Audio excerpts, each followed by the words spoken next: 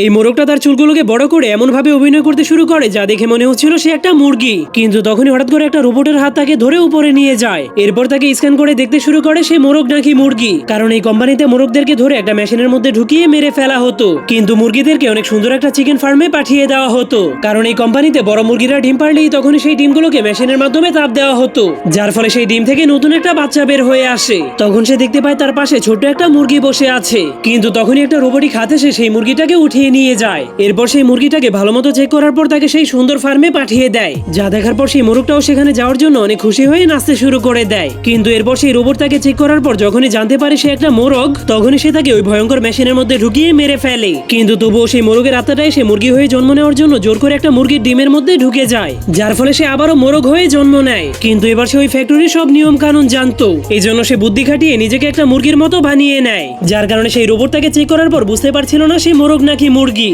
এজন্য রোবট অনেক কনফিউজড হয়ে তাকে সেই সুন্দর ফার্মে যাওয়ার রাস্তায় ছেড়ে দেয়, যার কারণে মোরগটা অনেক খুশি হয়ে ভাবতে শুরু করে অবশেষে আমি জিতে গিয়েছি। কিন্তু যখনই সে ওই সুন্দর ফার্মে যাওয়ার জন্য লাফ মেরে দেয়, তখন সে বুঝতে পারে এটা একটা নকল স্ক্রিন। ঠিক তখনই সে একটা অন্ধকার জেলখানার মধ্যে পড়ে যায়, যেখানে মুরগিদেরকে আটকে রেখে প্রতিদিন জোর করে ডিম নেওয়া হয়।